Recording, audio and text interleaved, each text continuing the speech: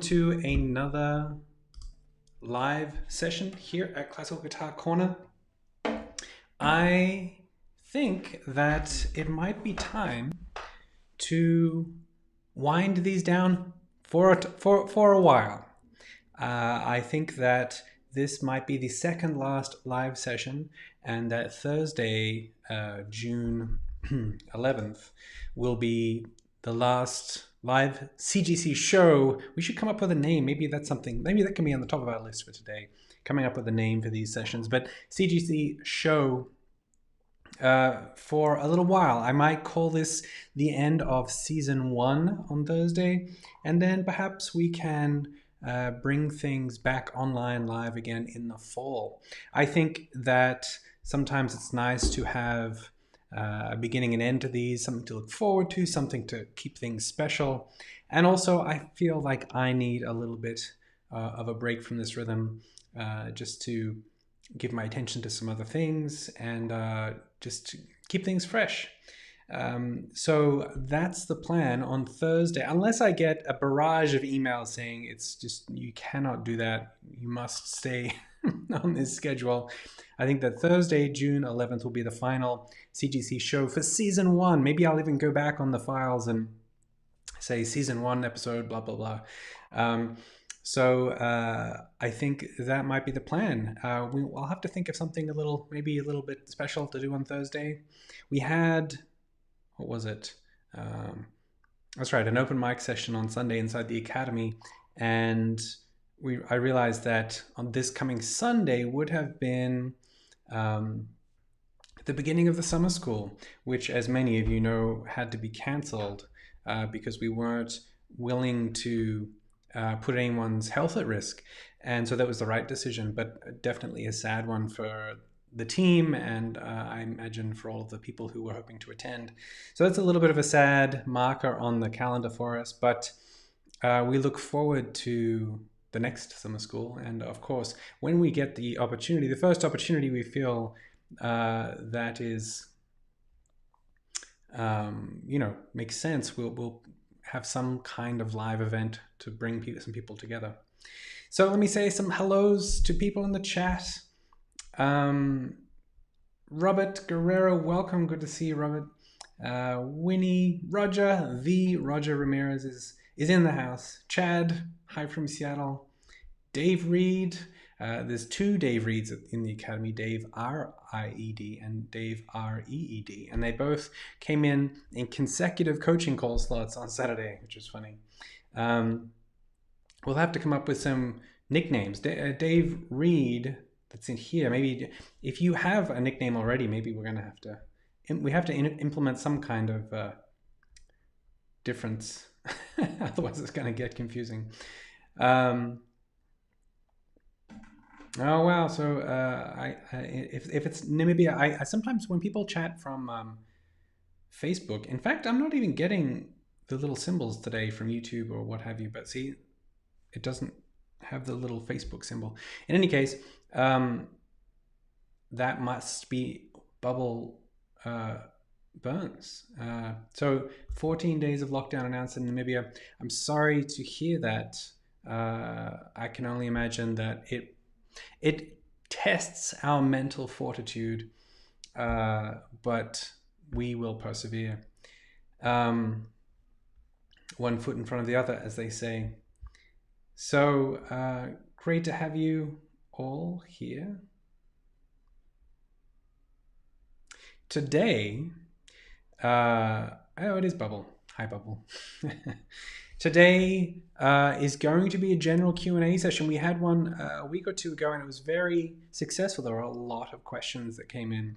So we'll be running another one today. I'm not sure what we'll do on Thursday. Maybe I'll call in Dave and Nikki to say hello. But today was just going to be a Q&A. So if you have any questions, I don't know if I can follow up on the wonderful questions that Mr. Gary Lee had the other day, the luthier extraordinaire that has worked with CGC from time to time. He is fantastic, and he's such a wealth of knowledge and such a great communicator as well. So we're really happy to have him on the show on Thursday. And I do apologize for the technical issues we had splitting that video into 2 parts, but I think people could still find it easy enough. So today is going to be some Q&A. I know that Dave and Nikki will be doing 2 workshops next week, I believe, on practice routine 13. So that's going to be a nice focus for the week on technique. We do have the duet book coming out. The cover's done. I'm working on the program notes on the inside. The pieces have been edited, and that's very close to completion. We're very excited about that. So the duet book will be coming out soon. We had thought to almost put a pin in that project, well, we did in March, because of the COVID-19. And then we had this wonderful experience of the member challenge where people came together and did duets and played with people from all over around the world. So it showed us, and it showed me that really it is still very possible to have some duet music playing still in this time, albeit with a little bit of a technical hurdle, which people dealt with aplomb.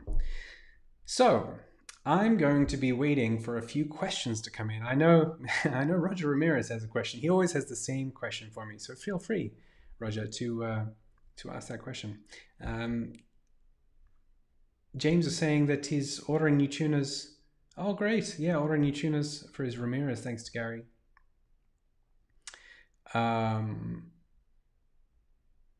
There's actually, he shows some of the different tuning barrels and things in the course inside the Academy. That's great to know.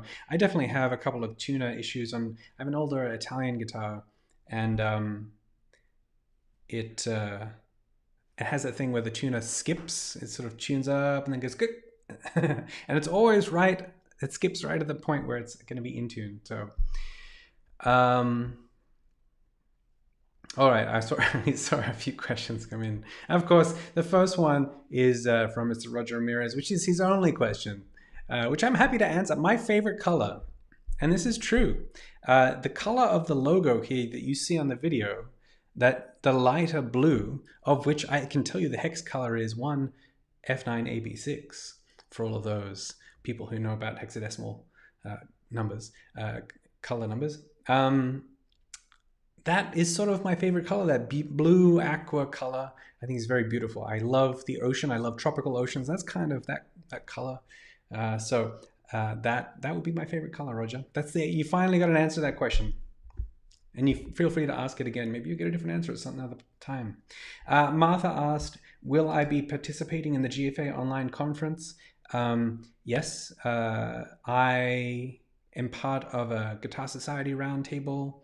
I'm part of the New York Classical Guitar Society board, and John Olson invited me. I think he's chairing this roundtable. He invited me and Matt Hensley and some other people to talk about different aspects. And I'm going to be talking about growing an audience, and I think a little bit sort of on the marketing side of things, of which I have a particular take on, which I don't think they're expecting, but yes, so that's what I'll be doing, and I'll be tuning into the GFA goings on with interest. I'm also taking part in Ben Verdery's Hawaii class, which was supposed to be running this year, and I was supposed to be there. So we'll be doing some performances and talks there during that time.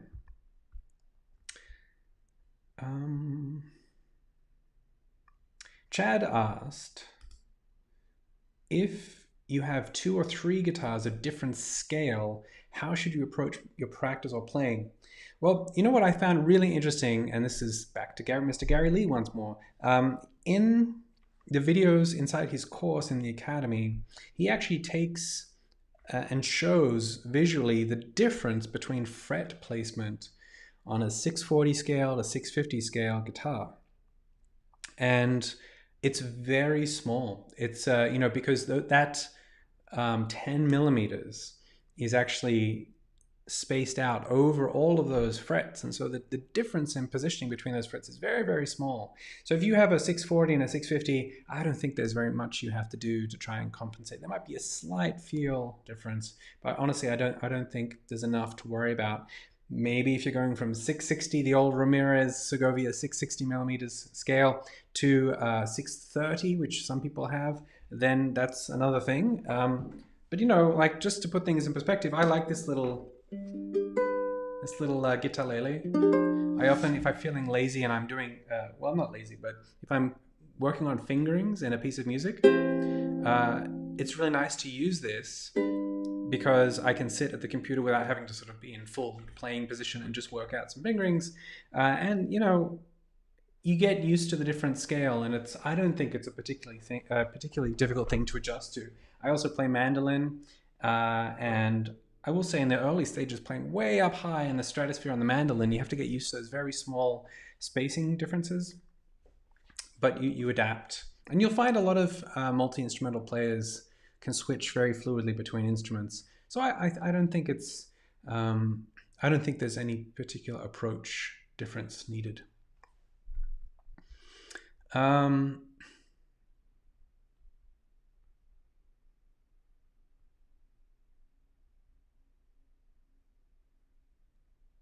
Okay, I see a lot of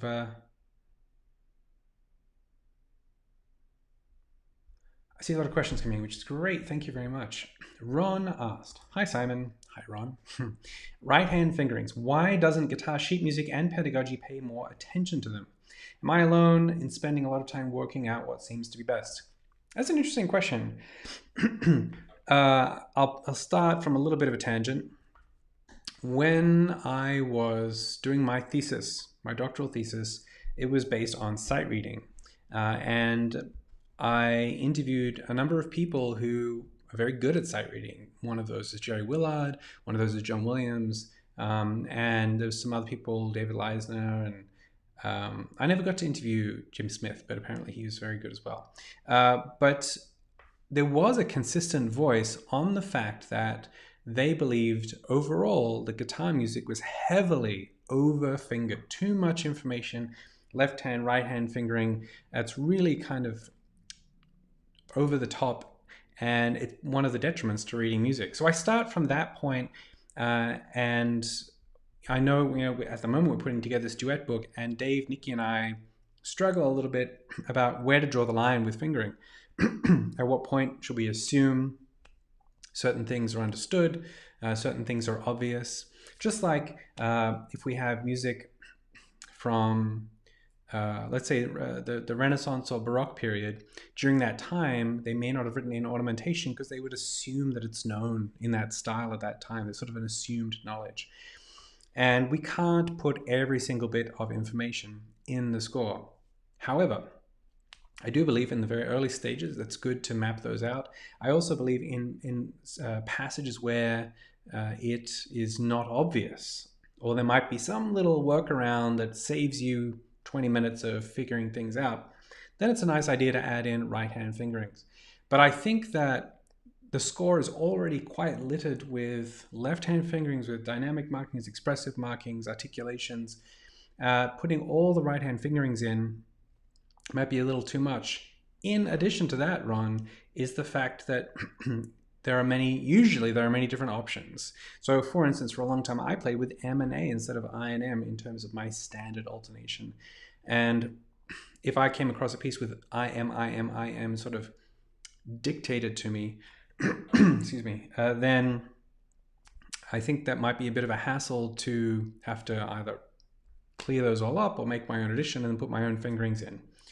I think that you're not alone spending time figuring out what works best, and that time is actually well spent because it's educational to figure out passages and how your right hand might navigate them, because it'll come up again and again and again. So hopefully that's helpful. Svetli asked my thoughts on Yamashita. I never know how to say his last name. Kazuhito? I think somebody asked me this exact question last time, or one of the other times. I think he's a phenomenal musician and very interesting player, very captivating, full of energy. and is one of those players who seem to strive to take guitar to break boundaries and be bigger than it is, playing the New World Symphony and things like that, or the pictures at an exhibition. So a wonderful figure on our guitar scene.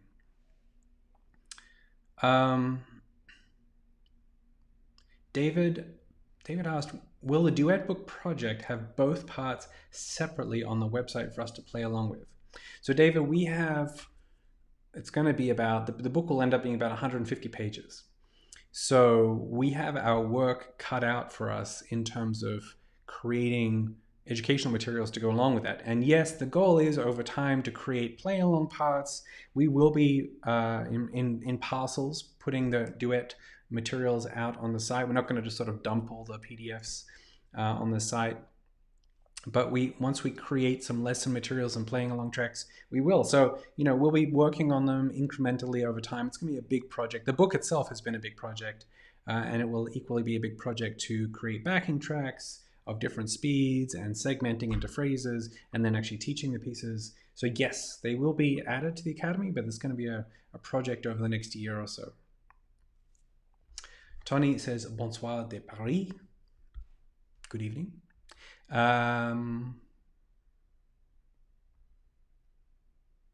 Michelangelo, hi, Michelangelo, asked, any advice for grounding unruly fingers, especially the little finger, and avoiding the surprised spider when playing quickly? I know what you mean. Where all the fingers lift quite away from the fretboard. I absolutely have a suggestion for that. And maybe Dave, I know you're in the chat, so maybe you could put that up. And I'm not going to go too in depth to it because I've mentioned it before. But there's a video on YouTube, freely available. It's also it'll be on the website. It'll be under left-hand exercises on CGC. Dave, maybe you could even link to the page. But it's called, I call it Sticky Fingers. I was living with a friend at the time, and they loved this barbecue sauce that's available here in the United States called Sticky Fingers. Seemed appropriate. It's an exercise where you play through a 2-octave scale in second position and you leave your fingers down as you're playing them. You could do a very simple version where you hold your fingers down and then start moving them one by one by one.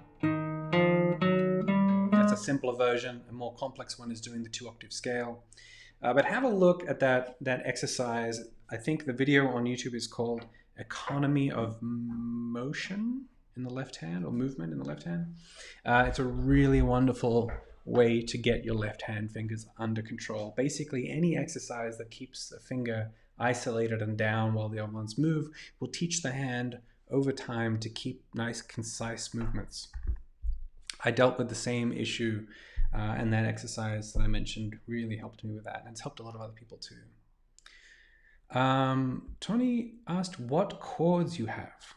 I'm not sure what you mean there. I've got lots of chords. It reminds me of the very interesting question that often comes up in classical guitar of why don't we teach chords? And if anyone is still curious about that question, I'm happy to talk about that. Tom, that's an interesting question and great emojis, Tom. Are they going to come up? Yes. Tom asked, how do you stop your hands from getting cold when performing? The sensation of hands getting cold, well, I'm going to put a little caveat here, is that this is my understanding. I am not a physician, so take this with a grain of salt or qualify it with someone who's a bit more informed than I am. But as I understand it, the sensation of cold hands obviously happens because we might be in a cold environment, but it's actually more so because the blood, the vessels, and the constrict away from I'm not eating my words. They constrict away from the surface of our skin, probably because of stress and nerves. If it might be in terms of just a general practice session, it might be a different situation, but it's got to do with blood flow. So what I do is I try and do things that will get the blood flowing. So often we might be quite static and stationary, let's say in a performance situation or practice or what have you, just sitting still, right? So I like to Sorry, there's suction cup issues over here. I like to try and move my entire body. That means stand up, walk around, move the arms in big circles, stretch. Basically, it's getting blood flow going. And that, for me, really starts to warm up the hands. The other thing that seems to work quite well if you're in a pinch is actually I put my fingers underneath my armpits. And it's better than any other sort of, rubbing or hot water or whatever. That, for me, seems to get my hands warmed up pretty quickly. But I really believe in the getting the blood flow. I know there's some physicians and doctors in the academy for sure. So maybe they could chime in if they feel so inclined.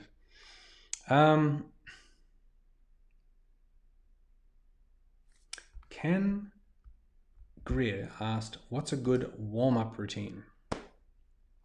I think that, and correct me if I'm wrong, Ken, please.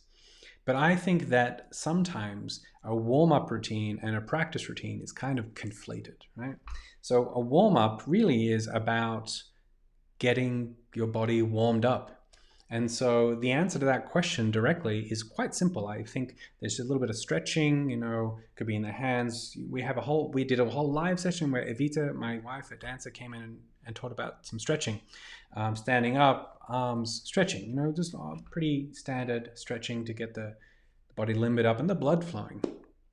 Then from there, you can start with simple movements, slow movements, scales, raschiato, playing open strings, literally to get the hands warmed up.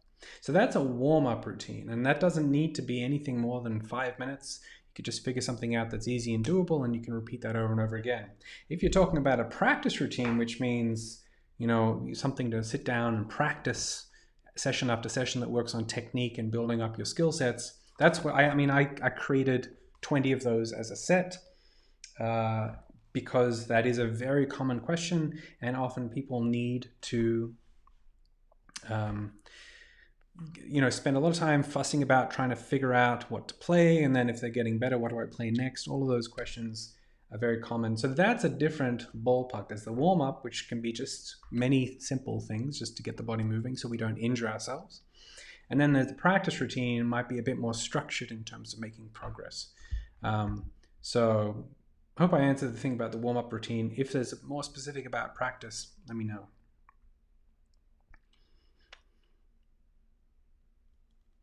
Yeah, Erica. Hi, Erica. I just saw Erica the other day. Great question. I changed my strings for the first time, and I find that I've been having to tune my guitar a lot more. Is this normal? Yes, it is very, very normal. So I just put new strings on. This is not working. Sorry. I put new strings on this guitar and my other guitar, which is not in this room right now, because they had a little photo session the other day for the new book. And if I kept playing it, like they're still new, and I've been playing it a little bit over the last few days, so they settle in.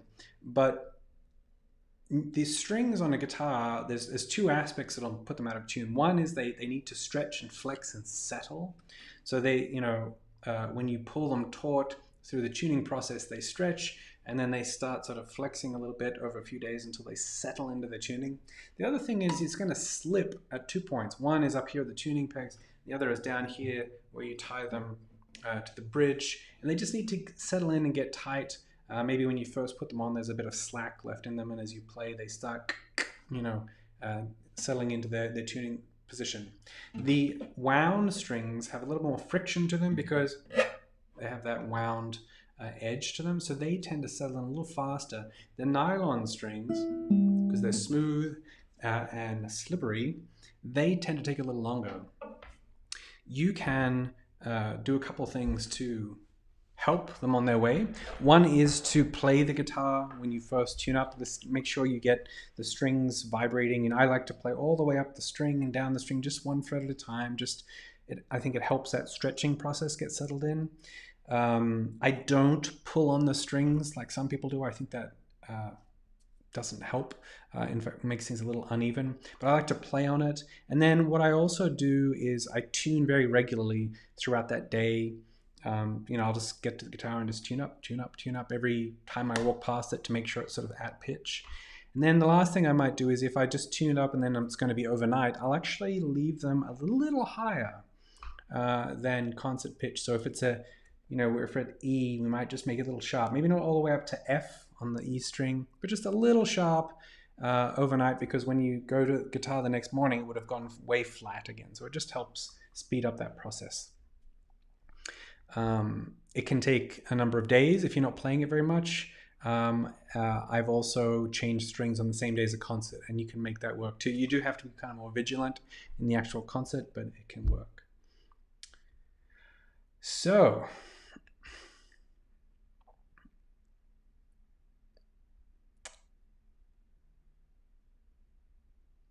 James said that Jerry Willard would be a great interview. Yeah, he was a lovely guy. He's also very prolific with his settings of music in scores. He really contributed a lot.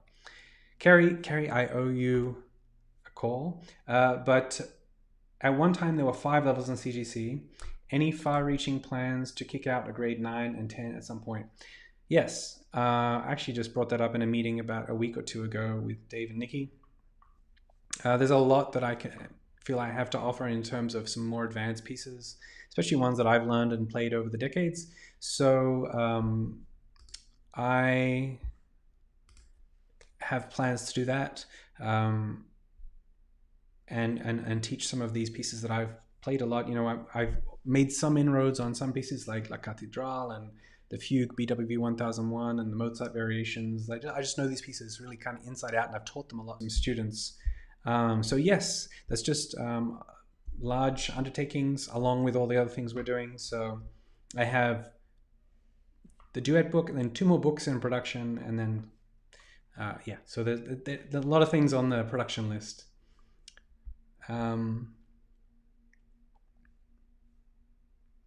Gary asked, interested to know if there's a composer whose music you find very natural and enjoyable to play, and a composer whose music you always find difficult to get in your head and under your fingers. Yeah, absolutely. There's kind of a couple of elements to that, I imagine. One is the familiarity you have already with a particular style or composer. The other would be how much you actually enjoy the music. And then there's sort of, I think, a more objective aspect of the ease of which we might be able to understand the music or memorize it or learn it. So, composer you find very natural and enjoyable to play. I would say that one of the composers that I find the easiest just to play the pieces of would be Villa-Lobos. This famous Brazilian composer, he's got the 5 preludes, he's got the Suite Brazilienne, he's got the etudes. I find that it's very idiomatic, and I would say that along with a lot of other guitarists, I think they would find a lot of these guitar composers, composers who played the guitar and wrote in that idiomatic style, those pieces are easier to understand physically because a lot of shapes are involved. The double edge of that sword is that they can sound very guitar-y because they're using familiar shapes on the instrument that suit the hand.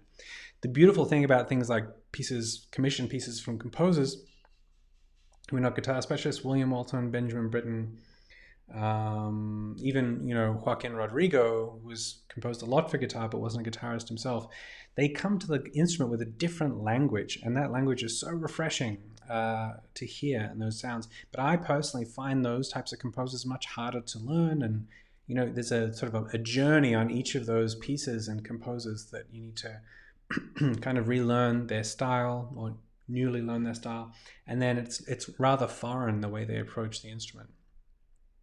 I very much like playing pieces by Roland Dienz, Barrios, Bach.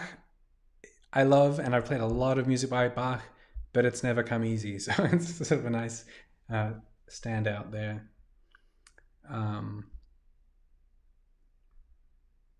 So hopefully that gives some insight there. Gary asked, any plans to take CGC beyond grade 8, so answer with Kerry's question a bit earlier. I don't think I'm going to call it grade 9 and 10. I think it's just going to be an advanced diploma with just basically repertoire based at that point. Dora, hello Dora. How much time should be given to scale and learning a score in a single practice session? Good question. I think it's going to vary depending on a lot of things. It's going to vary depending on how much time you have at your disposal. It's going to vary depending on your objectives and your stage of development. For instance, I worked with young Ko Kazama, who's not so young anymore, but he was really serious about becoming a professional musician, which he is now. He's a professor in Florida. And, his prerogative at that point was to really get his technique fixed up. And so we spent 6 months only working on scales, only. And that was the right thing for him at that right time. And he would have spent many hours doing that. However, if someone has some skill developed and they don't have, some people don't necessarily want to have aspirations of getting better and better and better. They just want to enjoy music. Then maybe it should be all music. It's really, there's going to be, those are two extreme examples. Usually it's a bit of a mix. And I would start with big goals and work backwards. So let's say if you had a performance at a festival or something, not like a professional performance, but it's like going to a summer school or you've got something to play on the horizon, a family gathering or something. Figuring out that has to happen on that date and working back, and maybe there's some technique you need to work along the way.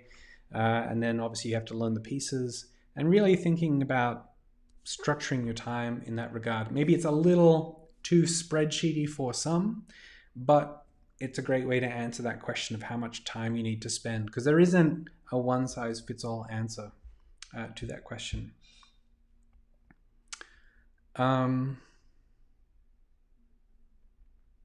James was saying that he changed strings a couple of times and it took a week each time for the returning to settle down.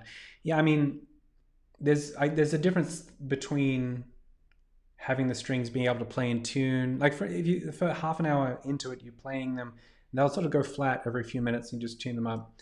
If you're looking for a guitar to sort of play it one day and then come back it to the next day and still be in tune, it's very rare. I mean, guitars flex with temperature changes.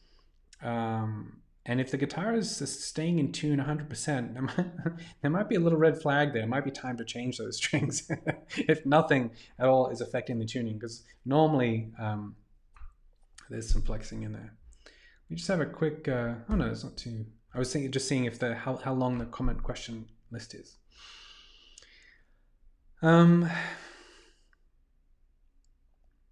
Brooke was asking, any changes or additions to the graded material for exam submissions? Yes, we will be. As you can probably imagine with the Academy, it's pretty robust now. It's quite a lot of stuff in there, right? And we're adding duets. I've been working on with Nikki a revision of the grade 1 material and creating study guide. So some of it's adding things, some of it's refining things and reworking things. So I'm after, at this point, higher quality, and we get a lot of feedback from the fact that so many people, thousands of guitarists have gone through this curriculum, that we can identify places to make it better as opposed to just adding more stuff. I firmly believe that one of the true valuable things that we offer at the Academy is the fact that it isn't tons of stuff. It's a pretty clear path with some variety along the way. Because if you want mountains of stuff that's out there on the internet, but that's a challenge, that's a problem to be solved. I would like to get some more diversity in our musical language, so I am interested in commissioning some composers or working with some modern composers. And that's already started happening with the duet book. We actually commissioned our first works from CGC from a composer, and we wrote some pieces ourselves, and we got some contemporary pieces that we asked to include. So we're going a bit down that path already.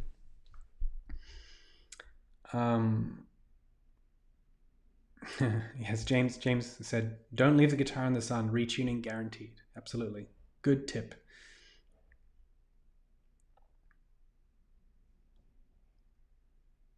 What? Martin said, your rendition of Rossiniana Opus 119 will probably be played on the Swedish National Radio Thursday, sometimes between 9 and 10. Any thoughts on that? Martin, really? Like my actual recording of it? Because I was unaware of that.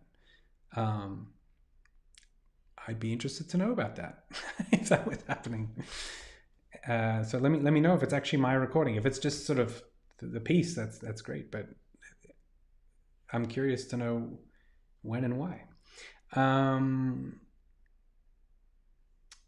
Martha asked, is there enough difference between high tension and extra high tension strings such that the extra high tension could damage the guitar? This was a question that Gary Lee fielded actually last week. And his answer was that no, not really. It's more about the feel of the string. However, he talked about normal tension and high tension. He did not address extra high tension specifically. I've never personally used extra high tension, so I'm not sure I'm not sure why you'd want extra high tension, to be honest. I guess, well, there's reasons for everything, I suppose. But the best thing you can do, if you have a guitar built by a luthier, not because it'd be any different on a production line guitar, it's just you can't call the maker, is call the luthier and say, what do you think? Because they would know their instrument the best. That's what I would recommend. Ken, hi Ken. Ken's in Alaska. What techniques can you recommend to improve sound quality? So sound quality often has to do with consistency. So you could take your eye finger and, assuming you've got your nail in good condition and it's buffed and shaped, and you could experiment with playing the string, right? And you could play it 8 times and get 8 different tone qualities. So the real key is about finding that tone quality that you like, and that's got to do with your own listening and objectivity with hearing. But then it's about being consistent with that, because every now and then we get a really sweet tone, and it's how to control that and then be consistent with that. So in terms of a technique or an exercise, scales and arpeggios will all be good at this, but it really is about listening and controlling. So I would actually say open string playing bung, bung, and really listening and trying to hear like the different changes in the sound, finding the same contact point every single time. Prior to that, there's some experimentation with nail shape and hand position.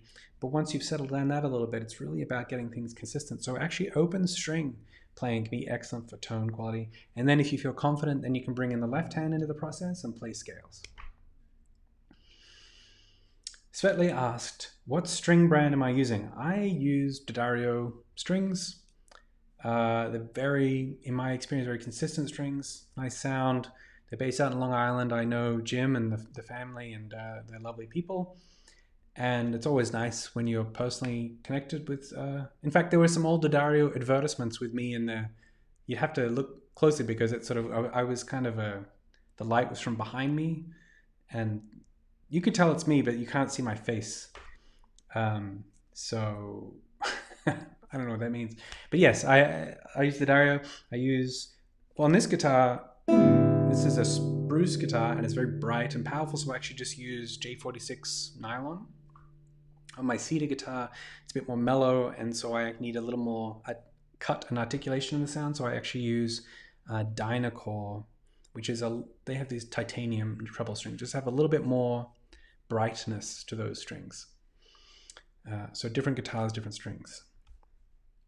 I've used plenty of other strings, and I like other strings as well, but D'Addario are very consistent, very affordable, and as I said, I know the company and the family, and they're just very nice people.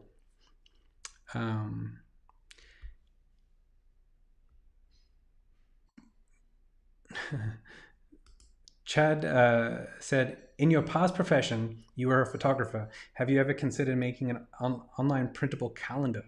The guitar. I just had a funny idea of, like Dave and Nikki holding the guitar and me, like that could be kind of fun actually.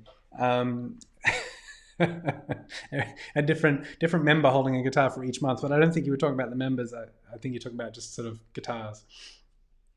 Yeah, I mean, I think photographing objects is actually a whole different thing. I used to photograph people for um, like artist profile pictures, and I used to do a little bit of fashion photography, like New York Fashion Week and stuff like that. So people mainly. But yeah, objects, if you want to get really good at it, it's quite different. You often need sort of a light box or something like clean surfaces with light from all different sides.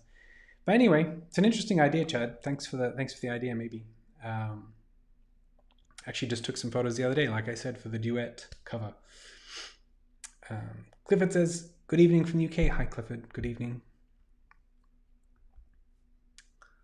Let me just have a check. So we're up to James Hills. Okay, good. We've got a nice chunk of little questions here. How are we doing? Yeah. James asked, as a beginner, how can I be assured that I have my guitar set up for optimal playability? Do I need to take it to someone to have adjustments done to it? It's a good question. It's an interesting question because it's kind of like when a beginner wants to buy an instrument. My recommendation is always that if you're fortunate to have a teacher or someone that's an experienced player, see if you can take them along. And like you're getting a guitar from a store, for instance, see if you can take them along so they can play, because they'll have a much more attuned sense of touch as to what to expect and what to look for. I think the answer to your question is yes. If you really wanted to be assured that your guitar is set up correctly, yeah, you'd want to take it to someone like Gary Lee, who doesn't really do that kind of work, but just as an example, and have them look at it. Because I would say in general these days, the instruments you'll find from Cordoba and Yamaha and the like are very consistent compared to what it used to be. I remember my dad,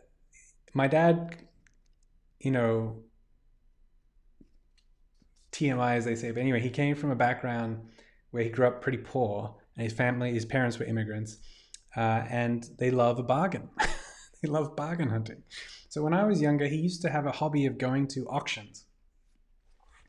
And if any guitar would come up, he would just try, if he could get it for, 5, 10, 15 bucks, he would get it. And he'd bring home these guitars and say, "Here, I got you a guitar," which is amazing, right? But sometimes these guitars would have,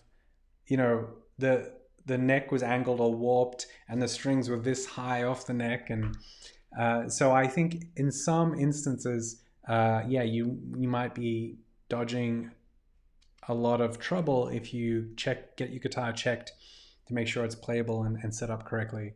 However, I would say in general, production line guitars these days are pretty well set up. But yes, either having an experienced player just play your instrument and say, yeah, it feels good, feels right, or going to the extent of having a luthier or guitar repairer really take a close look would be the best way to get assured. They will measure the height of things, the distances and measurements, and be able to pinpoint if there's some issues. Joseph asked, I have a question. When I played in front of people, I was very nervous. The same thing happened when I recorded my performance in the video for the exam. Can you help me solve this problem? Joseph, this is a problem we all share. What you are experiencing comes from the amygdala, which is at the very top of your spine. It's a primitive part of the brain, and it deals with things like flight or fight response. It's a physiological response to a perceived threat. So a lot of people experience this with public speaking, right? They list that as one of their top fears, more so than spiders or snakes, is public speaking. And it's because of that flight or fight response. And just as you would as an actor or a professor and a teacher or any kind of public speaking, how would you deal with that? Well, you would probably do it over and over again until you train your brain not to perceive that experience as a threat. So basically that's the answer, is you need to practice performing. And a nice little shortcut is the one that you found, is that red light on a recording device actually triggers that feeling. I know that I can tell you this is a perfect example. These live sessions. Back when I started these in March this year, I guess, I would finish and I'd be exhausted, and two, I'd be really sweaty, TMI, as they say. But this experience triggered my flight or fight response. And now, here, as I said at the beginning of the session, I'm probably going to wrap these up on Thursday. That'll be the last session for a while. We'll call that the end of season 1. And I might start these up again in the fall.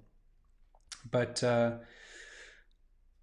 I've lost that physiological response to these live sessions because you're all so friendly and because I've gotten used to it. So Joseph, that is not the only way, but it's the way. There are other ways you can get to the extent where you can take certain drugs, beta blockers, or bananas, or meditation, or physical things, whatever. You can find other ways that work for you. But in my experience, nothing replaces just doing this repeatedly and getting your body used to, your brain, I suppose, more than your body, used to this experience. Martin asks, do you keep your guitars in a humidity controlled environment, and when playing a concert, do you arrive early and let your guitars sit at the venue to adjust to the temperature? No and yes. Well, actually, I'll take that back. In the winter, I will turn a humidifier on in this room. It's small enough, and I close the door overnight, small enough that I think the humidity keeps a high level, because New York City has a lot of these steam heating systems, dries out the air very, very much. However, in our apartment, because we're in a building and the whole building gets hot, we actually don't have the heaters on for almost the entire winter. And these winters, it's not that cold. So I'm a little lazy with the humidifier, and fortunately, I haven't had any issues. But any good luthier repair person worth their salt will say, yes, you should humidify. I mean, if you really want to be certain about what's going on, you should have a hygrometer to tell you the amount of humidity in the air. And if it gets past certain points, then you probably need to deal with it. You can check out Gary's course in the academy to get those exact, percentages of when you should consider doing things, or the optimal temperature. Also, one of the aspects you talked about on the live stream the other day is that your guitar will respond best to the humidity levels that it was built in. So if your guitar was built in a dry environment, then it will be most comfortable. If we're going to anthropomorphize, I don't know how to say that, our guitars, it will be most comfortable back at that same level. James is in the house. Hi, James. Good to see you. James has been doing a lot of coaching calls for us. Thank you, James. He's been doing 2 sessions on Saturdays because we had a pickup. We also have been getting through the waiting list for coaching calls. If any Academy members are still interested in getting on the waiting list, we're actually getting through that pretty quickly at the moment.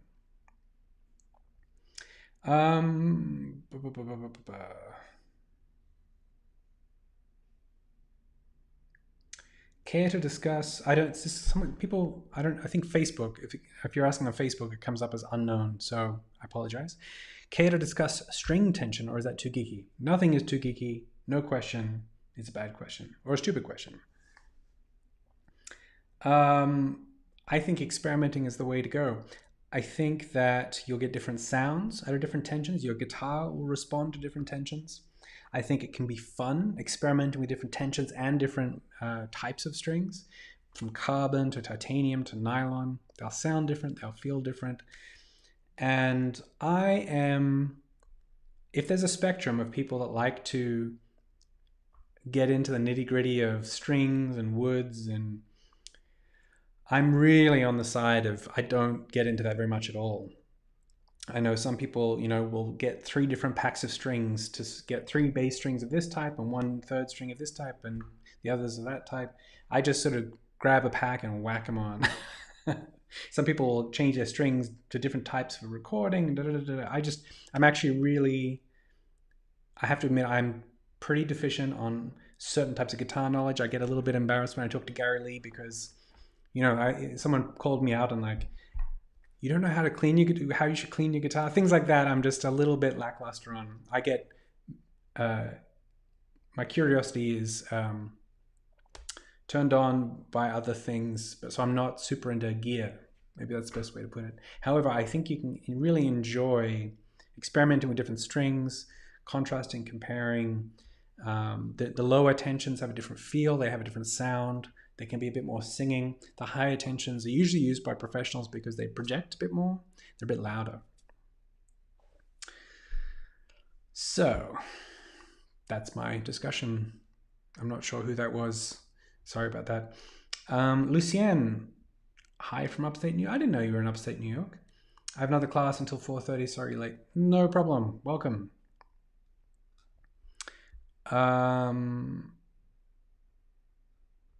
What's my opinion on labella strings? I have no opinion. I actually have never used them, but I've met the people. I've met the people who do it, and they seem lovely. They put on a concert with Andrew York, and I met I don't know what the roles they had in the company, but they're up in Newburgh, I believe, which is up the Hudson River. I live pretty much on the Hudson River, so it's kind of just nice to have people in your area. And Savaret, I have used Savaret in the past. I've used Crystal, and then also the Alliance, which is their carbon strings. Again, it's all about matching it to your instrument and your taste. So people are going to have their own opinions of strings and things like that, but it really comes down to your experience. So I would recommend experimenting. Tim asked, can you recommend repertoire for arthritic fingers that are less stressful on the joints?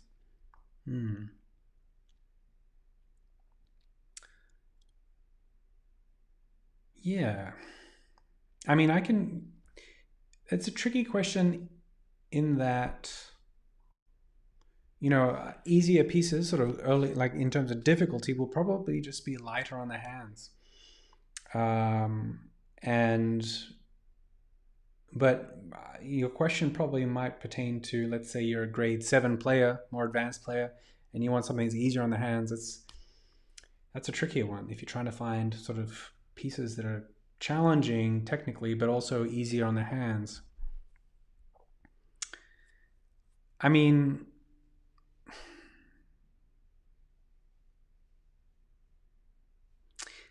certain types of musical writing, there's certain types of movement in our hands that get asked for in certain types of writing. So polyphony, that is many voices, like music of Bach and Scarlatti and John Dowland, that is going to ask for a lot of these lateral movement types.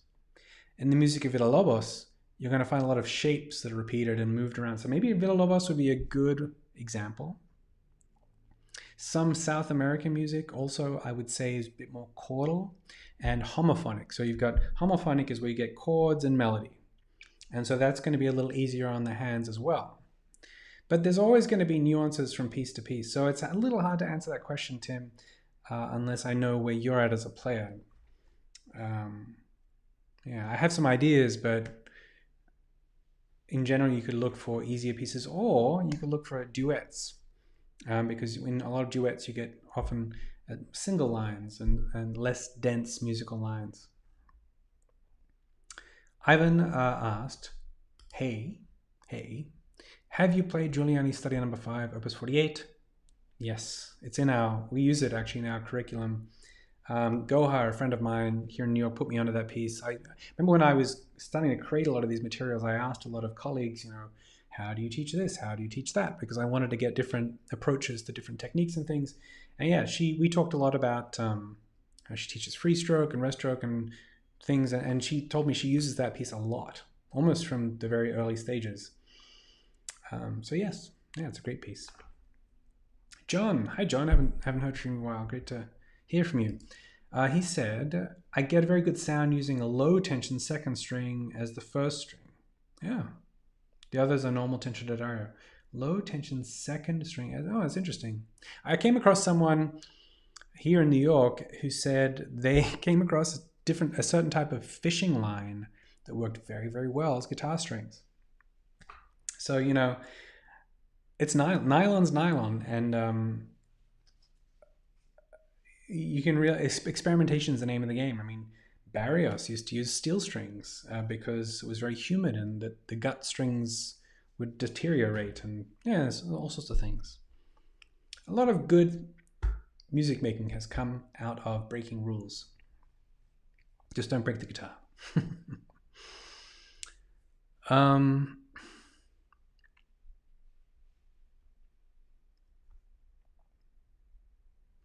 Brooke asked, do you ever play any classical / fingerstyle arrangements of popular songs? Not really, but that's just me. I've never been into songs so much with lyrics and words. It's just never been something I'm really into. I've always enjoyed instrumental music for whatever reason. The only time I guess I've been teaching Evita some ukulele, and so the other day we were playing Unchained Melody and something else, maybe some Beatles. And I also have played bluegrass in a bluegrass band, and we played songs for that. But yeah, I've always been into instrumental music. I don't know why.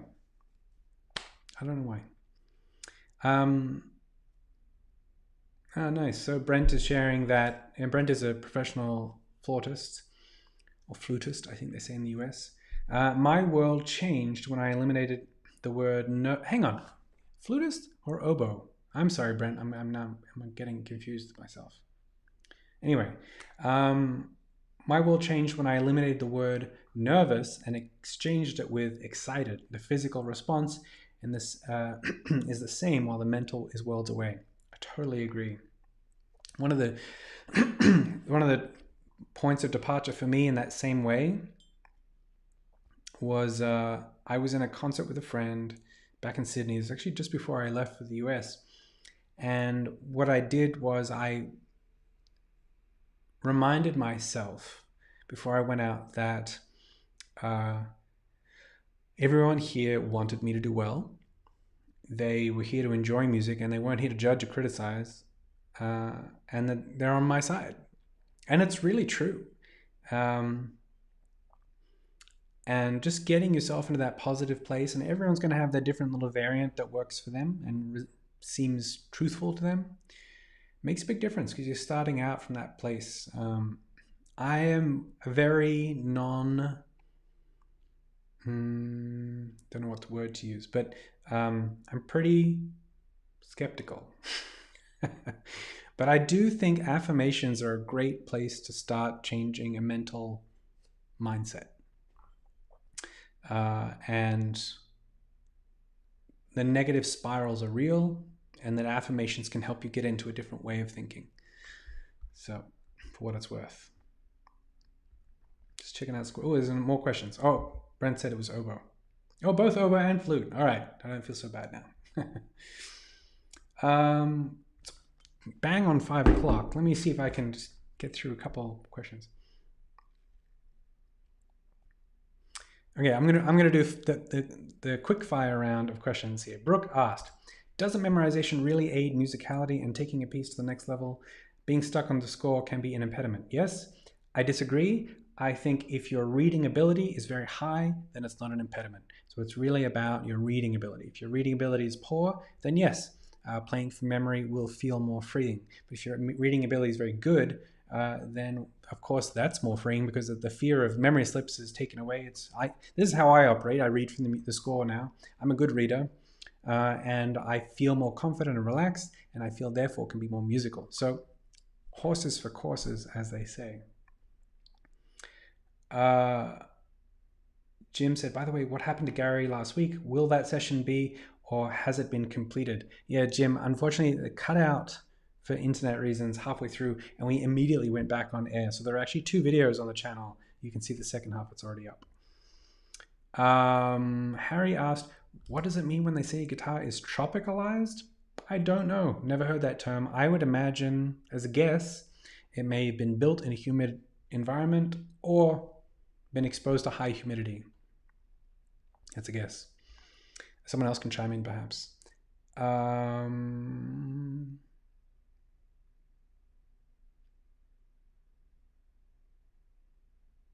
Michael. Footstools or supports, and why? Really depends on you. Everyone's body is different. I use supports because I like to have both feet on the ground. It's good for my back. I have a family of bad backs. So, but footstools, I think if they work, also supports are a bit more malleable in terms of your positioning of the instrument. But if footstool works for you, no particular need to change. Harry asked, how come classical guitar strings 4, 5, and 6 don't come flat wound like for electric guitars could reduce squeaks? They do come flat wound. You can find, with D'Addario, they call them semi-polished, or maybe just polished.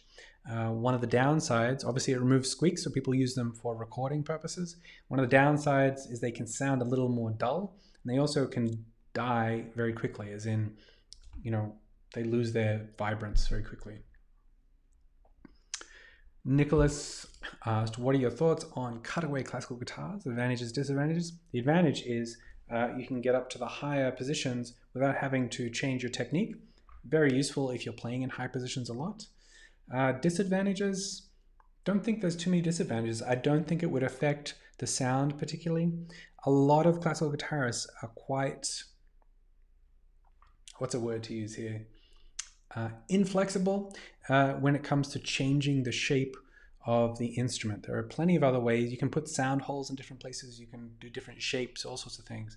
But it's such a beautiful traditional shape that there's a lot of pushback for luthiers whenever they change the shapes of things or the design of things. So unless there's something very specific going on, or they get an advocate like John Williams for Smallman guitars, then it's going to be a hard business decision to make to change the physical design and look of the instrument.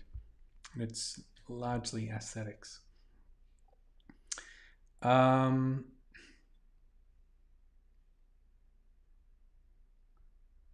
John was just saying that Segovia had done that on a practice guitar. Interesting.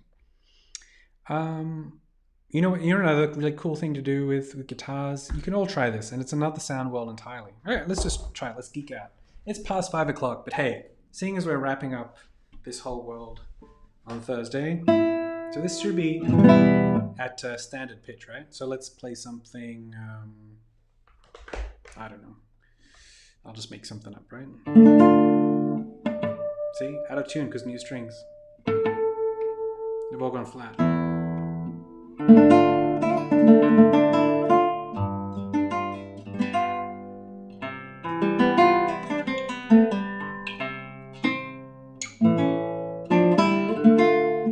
Whatever, and then, okay, now, I don't know what pitch I'm going to.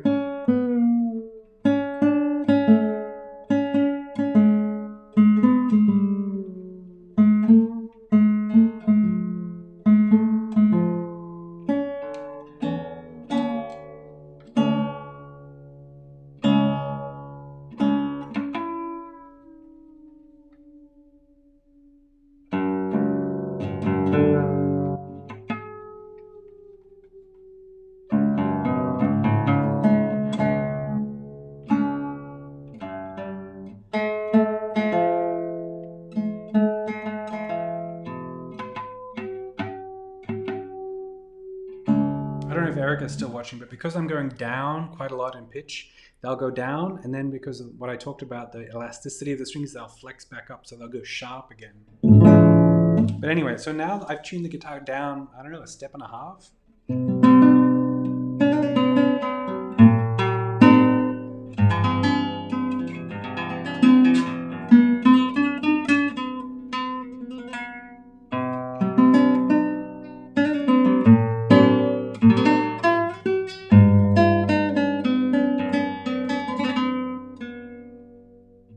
Sounds different, right? It's so the changing tension of the strings kind of makes the strings sound different and the guitar sound different. And I know Pavel Steidl, I think, used to play performances down half a step. So in fact, the whole tuning was E flat, A flat, D flat, G flat, B flat, E flat, right? Just everything down half a step kind of changes the resonance. Likewise, putting a capo on the 3rd fret changes the resonance. So you can play around a lot, and it's fun. It's different sound world. Um, Ivan said Bach or Handel. I don't. Well, seeing as there's not too much that we can play from Handel, I would have to say Bach. Bach, Handel, and Scarlatti, all born in 1685. Trivia for the day. Robert, there is an article in July, August, acoustic guitar that addresses issues of injury and aging as continuing to play. Thanks for sharing that, Robert. Nice. Bit of pun there for you to enjoy from Les. John asked 640 versus 650. What is the major difference? There isn't a major difference.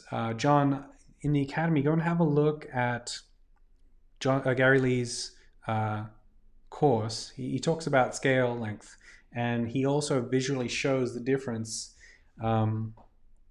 between a 640 and 650, and the fact that it's very negligible actually in terms of the placement of the frets. Very small, because that 10 millimeters is compensated across all of those frets. So it's very, very small difference. I play 640. The argument for playing a larger guitar is it might have more resonance, produce more sound with a higher tension. I don't notice that. I find 640s just a slightly easier feel. I've played 630s as well, and then you can really start to feel it's a smaller instrument. Yeah.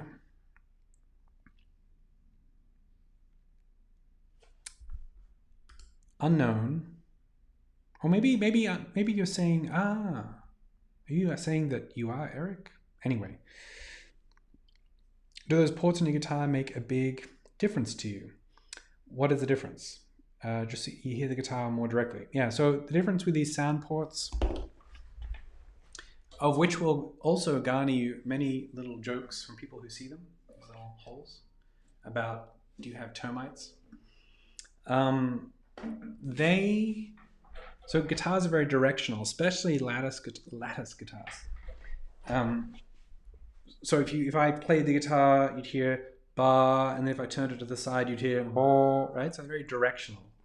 So that means that as a player, you're getting this sound all the time. And that might influence the way you play. It also is going to change maybe the enjoyment. Like if you're in a reverberant space, we can hear the sound bounce back at you. Great. But if you're not, and most of us are not for most of our playing time, then you're missing out on some of that sound. So these allow you to hear the same sound that's coming out in front of the guitar. I think they're great. I really like them. The only caveat with them is, sorry, I talk so much during these sessions. The only caveat is when comparing guitars, be very aware if one has sound ports and one doesn't, it's going to make the one that without sound much quieter and sort of less resonant overall.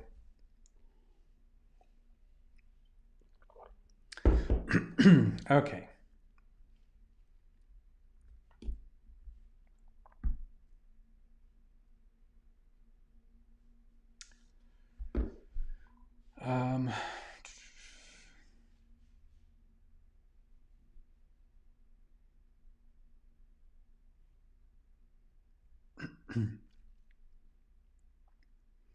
All right, so this is maybe the last question of the day. Mirko Mueller.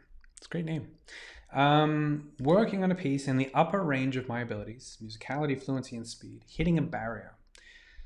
Pushing the piece away from the practice session and build on further technique, or keep working day by day.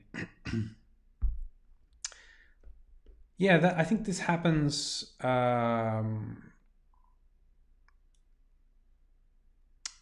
This is a lot of people come across this. One of the juggling acts of learning an instrument is going to be.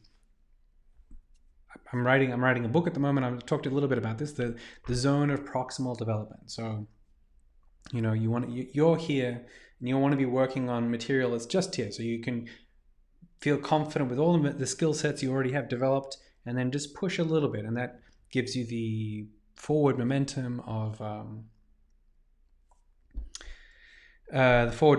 progress, but also doesn't get you frustrated hitting a barrier too much.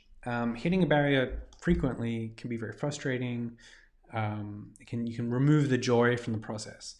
And it depends a little bit on your mental approach. If you're someone that doesn't mind that and doesn't mind pushing and pushing and pushing, and you have that work ethic, then you might be able to keep working at it day by day.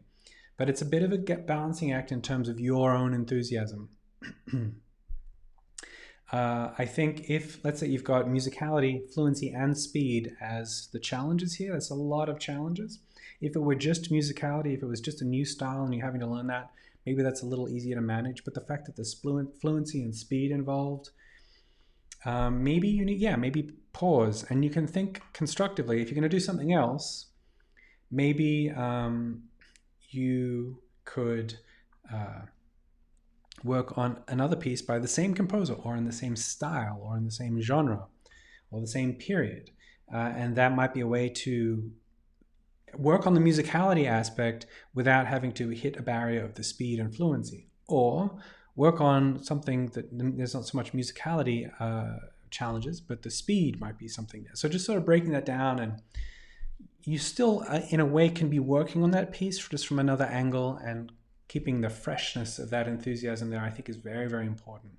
So you, as the Delphic Oracle said, know thyself, and that's what you have to do. You have to just be a little bit objective and make decisions based on how well you know you will react to it. I think a good teacher-student relationship can do that because the teacher gets to know the student and understands how they learn and what is a good fit for them. But you might have to do that for yourself. Thanks, Chad. Yeah, I think a lot of people have enjoyed these sessions, as have I, very much. But I think, as I said at the beginning, the Thursday will be the last one of these sessions for a little while. We'll call it the CGC show. It feels like the CGC show. I'll call it the season 1. This will be the wrap up of season 1. I don't know how many we've done. I think it's been about 3 months. We did 2 a week.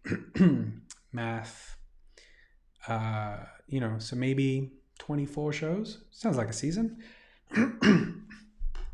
And I'm going to start them up in the fall again. I personally, for my own mental health, I need to just take a little bit of the foot off the pedal for the summer. And then I think in the fall, these could have a place again. I also will have more to say. I run out sometimes of things to say. Obviously, the Q&As are great because you're giving me fodder.